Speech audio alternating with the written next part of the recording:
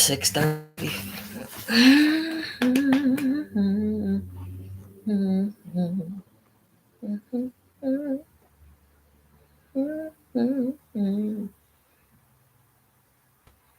Let's get into it. What is up, family? What is up? What is up? What is up?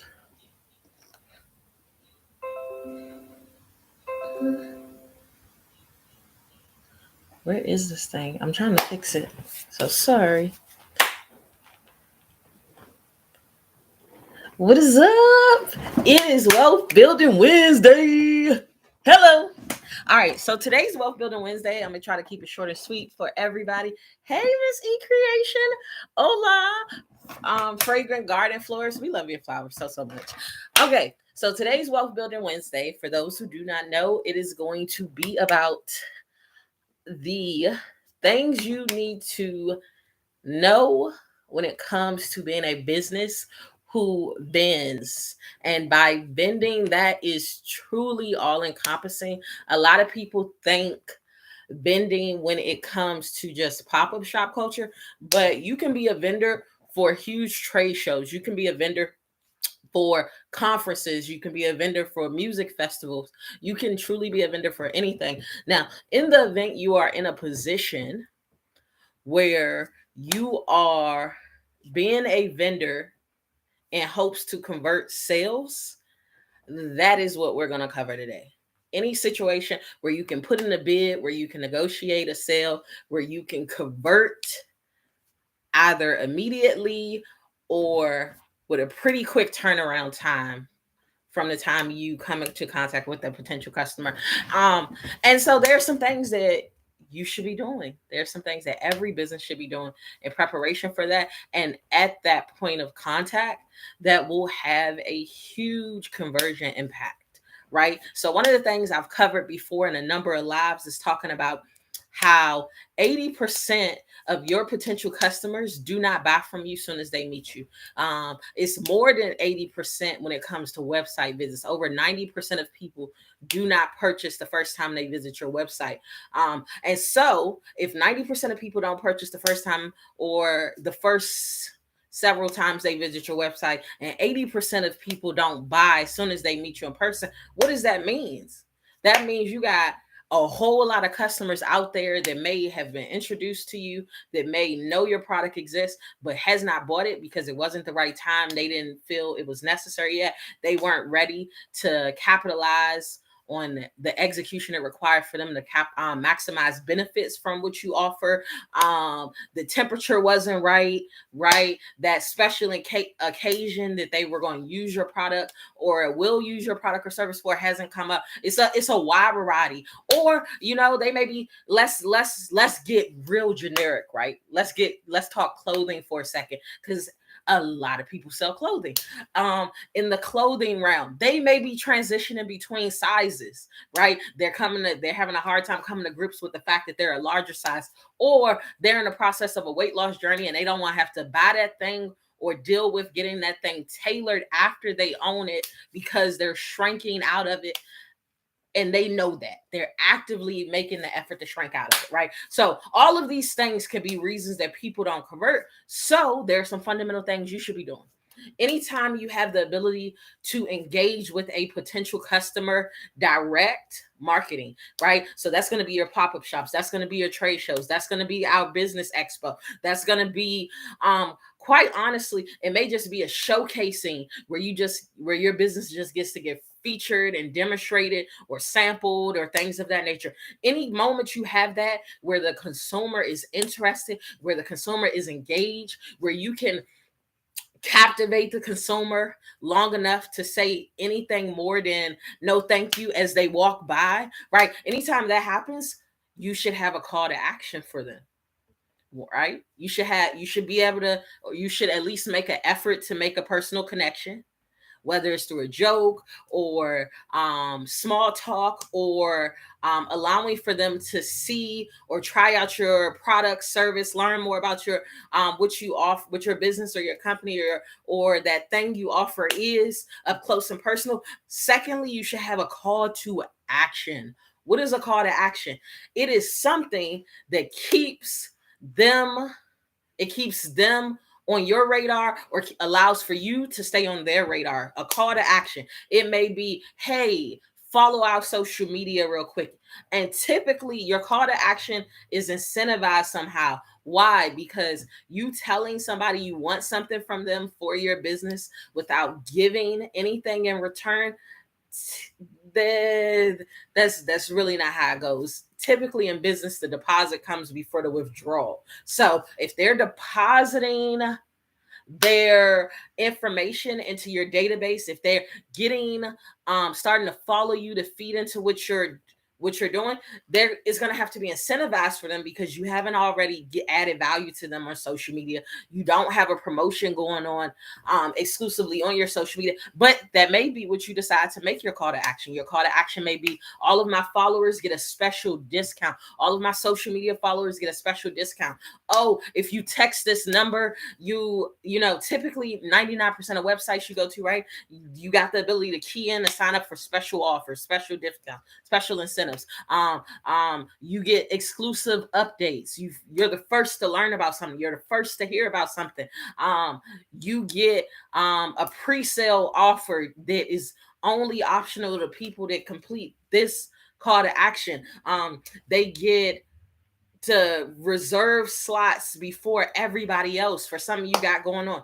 The call to action can truly be very, very custom to what you have going on. You may have a giveaway, right? A lot of our clients, they're sampling.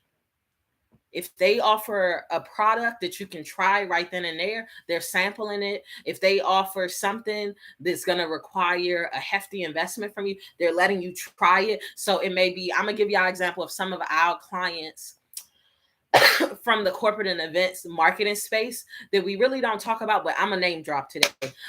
So one of those, Chevy, right? Chevy is a big client of ours from the event and experimental marketing space, right? So Chevy, sometimes they'll be giving away stuff like cool little shirts, branded shirts, right? And about that bro tie club, or it may be a cup to put in a cup holder in your current car. That's gonna have you thinking about Chevy, or it may be, remember when the remote chargers first came out? One of the things they would give out a lot is the charger packs, the rechargeable charger packs, battery packs, right? They would give those out, right? Because everybody has a device that needs to be charged at some point, and it's branded. So you're always going to look down. You're going to have to look down to plug it in. So you're going to look at the branding, right? Or they will let you do a test drive. Do a test drive for a gift card. Do a test drive, right? Because you may not want to do a test drive because you can't afford the car. You're not car shopping. You don't need a car right now. Something like that. So they'll let you do a test drive to experience their product up close and personal. But in those situations, it still may require incentive. So sometimes they may do these test drives as a part of a fundraising campaign. So for every person who does a test drive, we'll donate to this cause. For every person who does a test drive, we're giving away a gift card. For every person who does a test drive, you get a free meal at a vendor that they're teaming up with for the event, something of that nature, right? There's a call to action, but that call to action gets some important information from you. For you to do the test drive, they got to get your name. They got to make sure you're of legal driving age. So typically they'll ask for your ID. They'll have a system that you have to put all of this in, or you have to scan your ID on, so that they get all this information to verify that it's accurate and your license ain't suspended or stuff of that nature, right? So there's a call to action. Another great one we have is 5 Hour Energy. Right? 5 Hour Energy. That's a beverage. That's a energy shot thing. So in that situation, you're not going to give it to minors. So what does that mean? That means you got to at least have enough of an engagement with the person to make sure they're of age to be able to offer this non-minor thing too, right? And so in that situation, the call to action is, hey, we're giving away free samples, but let's talk. But I'm going to talk to you before I tell you about the free sample. so I can make sure you're of age. That engagement is going to build a rapport. So in this moment, you may not be paying for this product, but you're going to remember the experience you had attached to the first time you tried it. So when it's time for people to think like, I'm getting tired. Oh, I got to go to the pickup line to go get my kid. I'm getting tired. You know what? That 5-hour energy did the job. Let me grab a 5-hour energy on my way. And that girl was so funny. I remember that joke she told. It was so hilarious, right? Or it may be a game. It may be a game with your branding on it. Remember, there was a time we just represented the client. What was it? What was the client's name, Thomas? The alcohol client? Jim Beam. Sorry, guys, I went through a brain fart. So we represented the client, Jim Beam, right? And Jim Beam is a bourbon company. A bourbon company. So what does that mean? That means you got to be over 21 even to consume their product. However, some of the things they had in their footprint to keep you engaged, to keep you actually thinking about their product, starting to memorize it, right? When it's time for you to your next stop at the ABC store or wherever you are, go to the liquor store or something, and you're thinking, I need a bourbon or I need a nice stiff drink. Or you're at the bar or you're at a nice restaurant, you think, I need a nice stiff drink. You're going to think Jim Beam. Why? Because Jim Beam had you over there trying to do his jigsaw puzzle with their image, their bottle image, and a nice cup of their bourbon sitting to the side of it. And you spent 30 minutes, you spent an hour trying to get all of the pieces of the picture back in place, right? And you never successfully did it. However, now Jim Beam is at the forefront of your mind when you think about a nice stiff drink, or you think about a nice mixed drink, or you think about a real good bourbon. Why? Because one, they gave you a call to action. They let you try the product, right? Gave you some options you can utilize, but then they created an experience that is now attached to your consumption of that. And that experience was stimulating. That experience was captivating. That experience was beneficial into how you now relate to that company. Right. And so those are the things you fundamentally have to do. You have to have a call to action. You have to, any moment you have the ability to direct market, you have to have a call to action. You have to have a way to get back in front of that company, or for that company to get back in, or for that possible customer to get back in front of you. And understand your customers aren't just consumers. Sometimes your customer are distributors. Sometimes your customers are manufacturers. Sometimes your customers are retail stores or event planners or party planners or event coordinators. Your customer is not always the person who's buying it right then and there. It's somebody planning a huge surprise party in a couple of years. Somebody preparing to do a huge festival in the next couple of months. It's somebody that's looking for somebody to take on tour, to make the meals for their tour team, right? You have no idea who your customer is. So anybody that's engaged, you have to treat them like a customer. Anybody that's engaged, you have to find a way to retarget them, right? Or at least get your information in their hands. And so they may lose your business card, but if they scan the QR code and they're following your social media, you now have the ability to retarget them.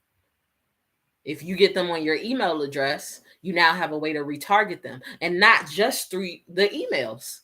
Because once you have the email address, you can put it in every analytic database you utilize to retarget them, even through advertising, even through push notifications, even through regional stuff that may go on.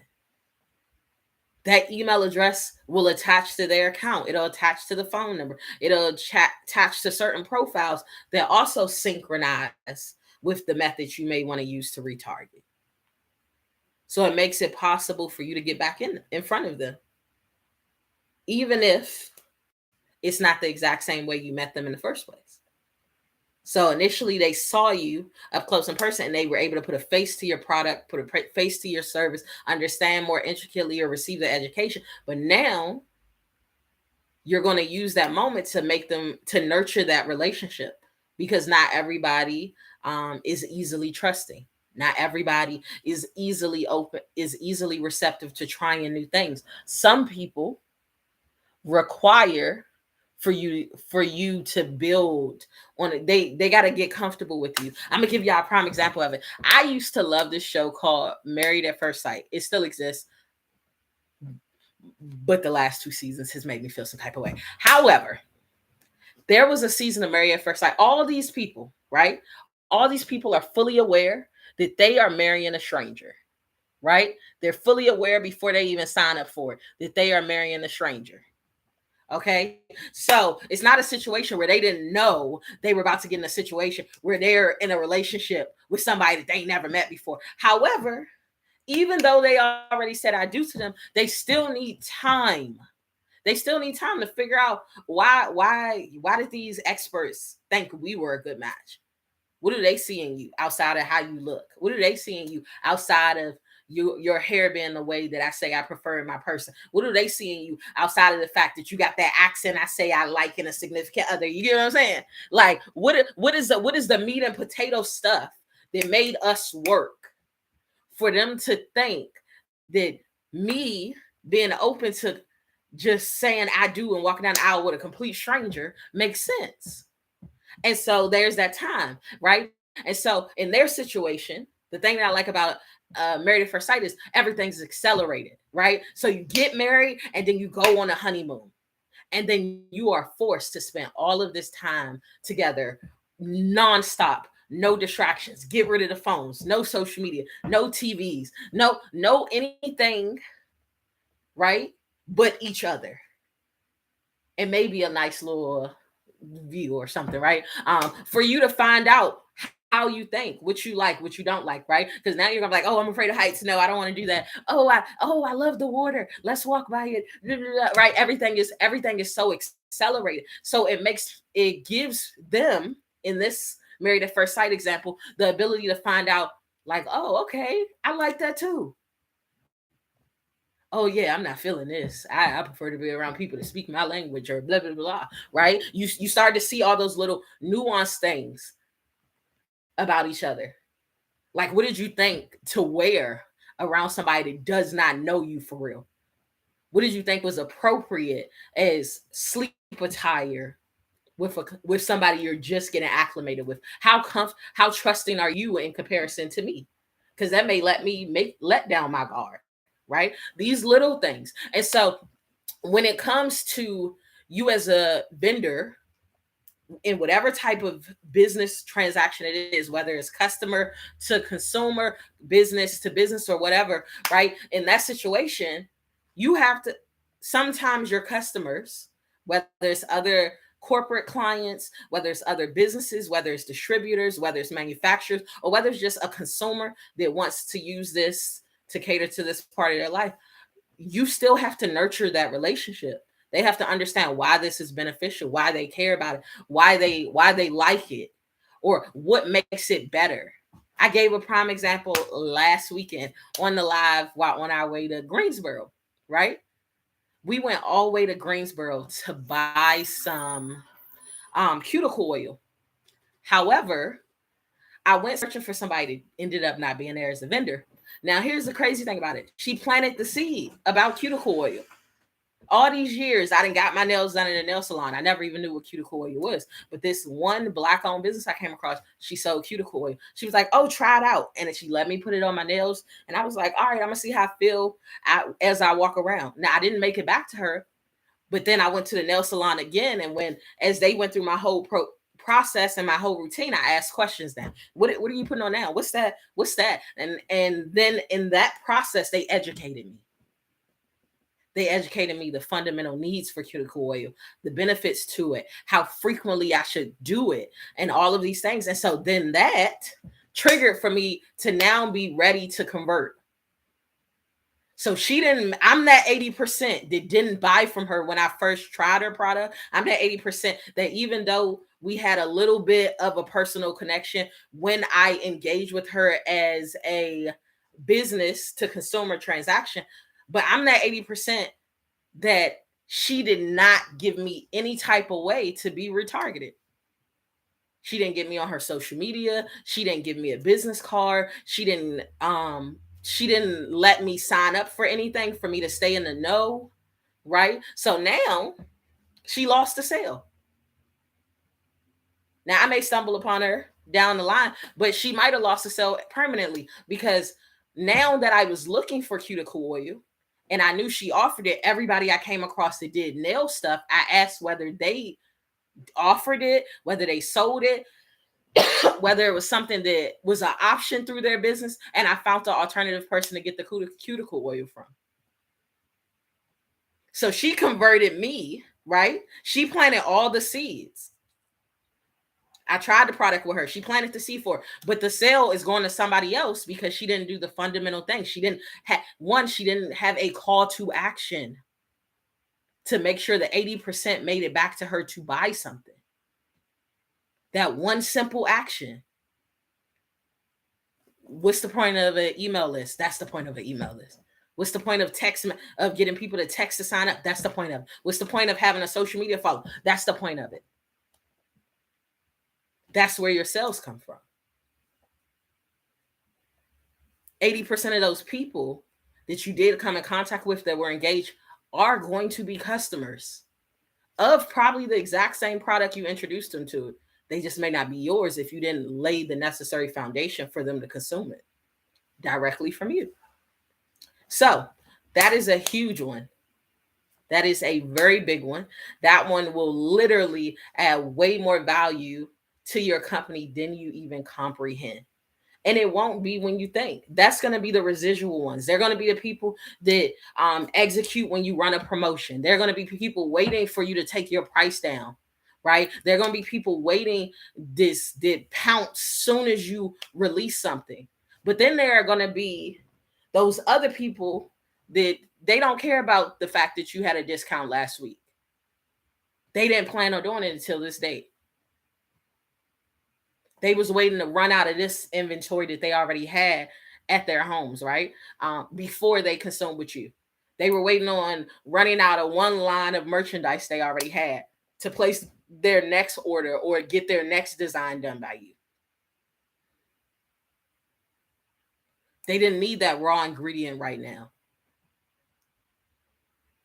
They're part of, but that's your residual income. That's that income that you don't have to post to get if you lay the necessary foundation in that moment. I had somebody, prime example, I had somebody call today. Do not know who the person is. The person called, they said, hey, we attended your event in November. In November, we ordered so many flyers that we were giving out event flyers for that event weekend at the event. And this person, and so everybody that came through the door, we gave them a flyer. We told them to scan it first, right? But then we gave them a flyer. Take this with you, because Friday and Saturday, I'm like, you can give it to somebody so they can come the next day.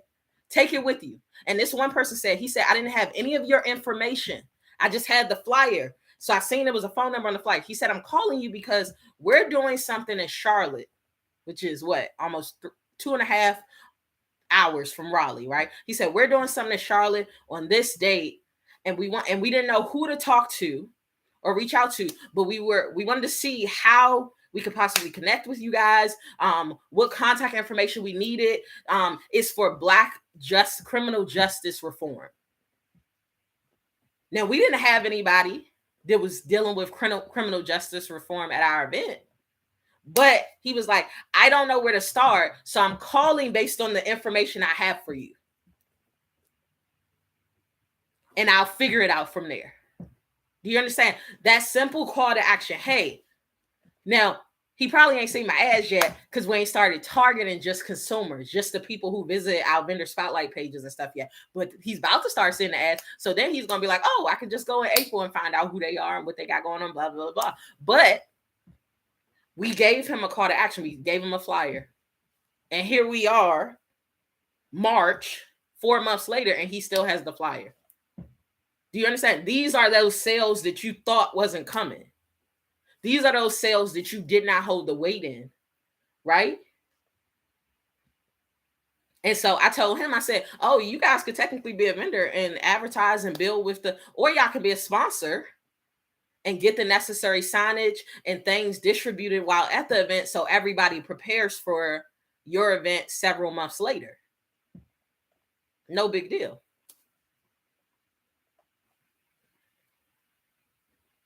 But it took 4 months for that follow-up.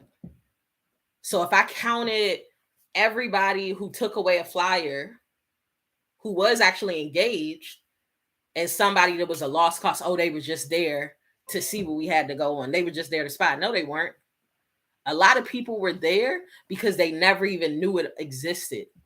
So they needed time to now strategize what they wanted to do with all of this newfound information, all these newfound connections, all these newfound resources that they just have been made aware of.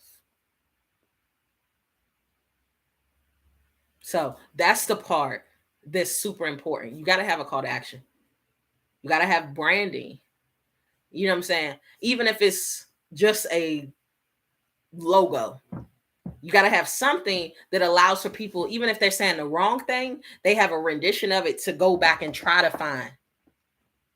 One of your biggest downsides, if you do any events and you don't have marketing and branding material, is they're going to be the people who remember you in detail. And then they're going to be the people that kind of recall and recollect what you did, right? And those are the people who may just have to go to Google and try to track you down real quick.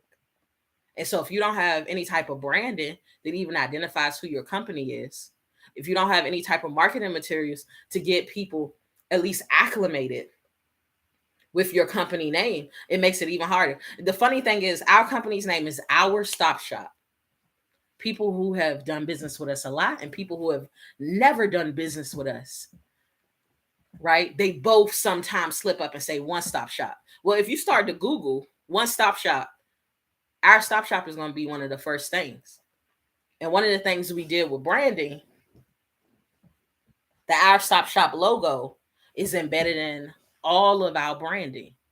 Whether it's the Buy Black Market, whether it's our new Small Business Expo, whether it's the expo that's about to replace the Buy Black Market, whether it's our free masterclass, whether it's our Get Your Life course, whether it's our merch, Our Stop Shop is in it, right?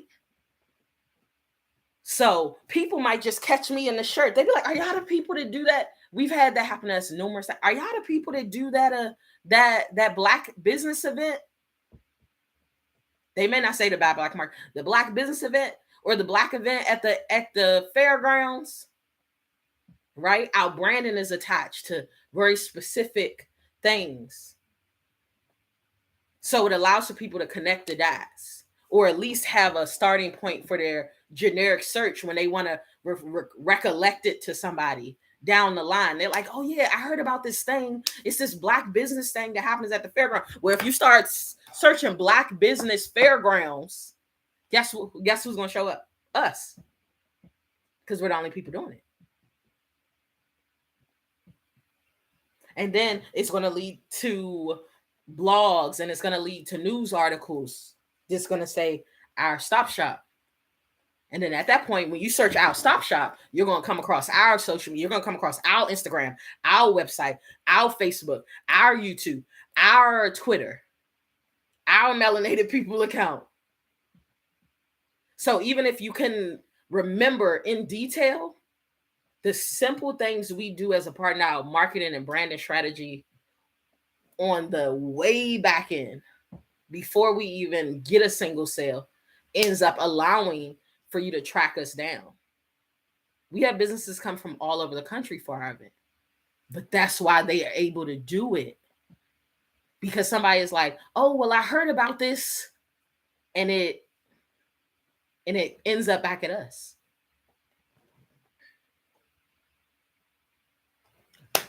Jay hit it on the spot. He said, if you don't have a logo, you are not in business. Branding matters. Jay hit it on the spot. And one of the things, I'm gonna just give Jay his flowers real quick while he's in this live, because I'm about to wrap it up for y'all. We got our magnets about to come. Whoop, whoop. If anybody would like a magnet, anybody who will be a vendor for the whole April weekend, if you would like a magnet, we have ordered 4 magnets that we are about to replace already.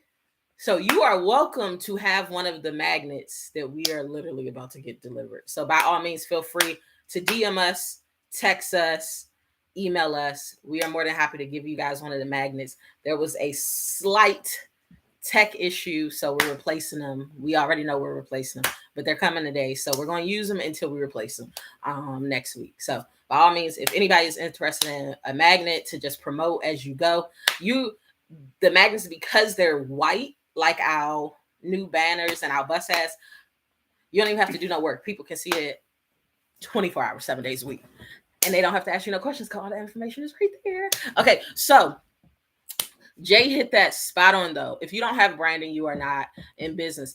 Jay, I want to give Jay his flowers real quick before I wrap up this live about branding, because Jay is branded down, baby.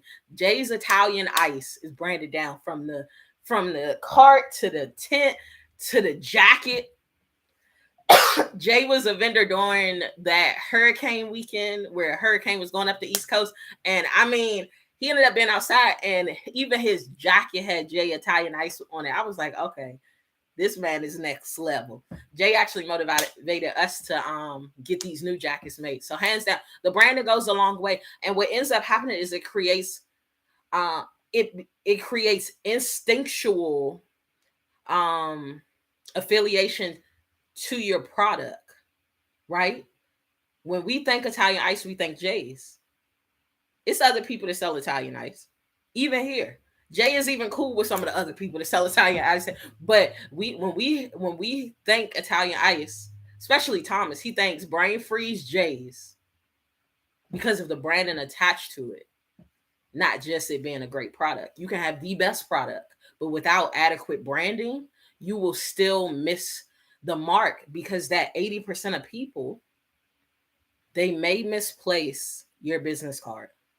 They may forget to or they may drop it. I'm the worst. Like when me and Thomas go out places, if you want your business card, if you want your event info, if you want your flyer, if you want your anything to make it to our house or our final destination, give it to. If I don't hand it to Thomas, it's very possible it did not make it. Because I'm the type of person, I'll be talking and the next thing you know, the wind come and blow it out my hand or something. And it's not me being funny. That just happened. So that is something. So if you have a call to action, understand the most beneficial thing to your call to action is for it to be something that people can do right then and there as you build rapport, as you build that personal connection, as people get a true idea and experience and engagement with you as it correlates to what you have to offer or contribute. The funny thing is now we don't actually advertise our event when we go to other people's events. We seldom talk about it because we don't have to. But then secondly, I'm always putting an emphasis on the things that is mutually beneficial no matter what event you do. So now you have that in the forefront of your mind next time you even think to do an event that has nothing to do with us, right? The shoes that I bought, the sound clip y'all didn't hear was me joking around with this amazing shoe company, right? The Black Aldo, right? I said, you should have been next to the girl. I said to her, I said to the amazing shoe company with this amazing experience, I said, you should have been next to the company who has the amazing clothing line that lets you try it on, that has a full-fledged experience. Because even if somebody was, myself included, was looking at a pair of shoes they didn't have something to wear with, her having the experience she did and the quality of clothing she had, y'all may have converted sales for each other. So now there's probably going to be a situation where she learns about that company, where it's time to do photo shoots and things of that nature, and she's thinking about getting attire that complements her shoes from that company, where vice versa, that company's clothing may complement a number of the shoes that she has in her shoe company's collection right now. It's mutually beneficial. Nobody's going to leave out the house with an outfit on and no shoes. Nobody's going to leave out the house with shoes on and no clothes. And because they have both invested in branding and a full-fledged experience while engaging at events, it avails them both to benefit. Because my response to her, when I seen one pair of shoes I said, I ain't even got nothing to wear with this. Meanwhile, if old girl was right next to me, I would have probably looked out as I oh, I think this might go with that. You understand? So I love you guys to life. I hope these tips that you can utilize and start executing immediately. It does not matter if it's a pop-up shop, it does not matter if it's a trade show, it does not matter if it's just a spotlight or expose online or whatever. Any chance you have, you should have a call to action for your business. Honestly, watch CNBC. That's the best example I can give. This like off the cusp real quick. Watch CNBC. Even CNBC at this point, they get to talking to you about certain things about business investment and strategies and stuff. And then they'll toss a QR code, like point your phone at the screen real quick, scan this QR code to join the club or see the hours or learn about the next thing coming up. I love you too, Larry. Larry is one of my best friends, guys, like from like ever. I feel old. I'm not going to say how many years. So I love you guys to life. Hopefully this was all helpful. Make sure vendor. Oh, I can't believe I almost forgot to make this announcement before I ended this. We officially have our business expo dates for the rest of the year. Yes, we do. Ooh, ooh, ooh. Yes, we do. We have them finalized for the rest of the year. All of the dates are about to be added to inventory on the website. Our summer business expo will be happening the last weekend in July.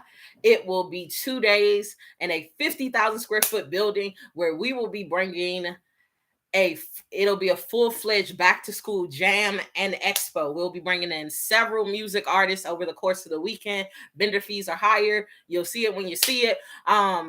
We'll be bringing in a photo 360 booth that everybody will be able to take advantage of while there. We'll also have our photographer on site where you can, any photos taken on the spot, you'll get a QR code to be able to pull them straight off of online within a matter of hours. And you can always request to print them on the spot for an additional fee. We are excited. The Back to School Jam Business Expo is going to be game changing. We're going to put a huge emphasis on getting access to all the resources to start the new school year off with a bang, whether it's educational, school supplies, programs, transportation, all the other things in between as well, health, wellness, and everything else in between. We are super excited about that. The full site will be up later tonight with all 3 event dates as well as, so be sure to check that out. And because we already have all the dates finalized, you will be able, if you are already finalized for Easter weekend and you know you want to do all 3 weekends, we're going to have an annual vendor pass that you can upgrade to. And the annual vendor pass will allow for you to finalize a vendor slot for all 3 weekends, all 3 event weekends, for a nice little discount on top of the discounts that are already in place. We love you to life, and we look forward to sharing that information real soon. Talk to you soon. Vendor registration closes next week. Mm-hmm.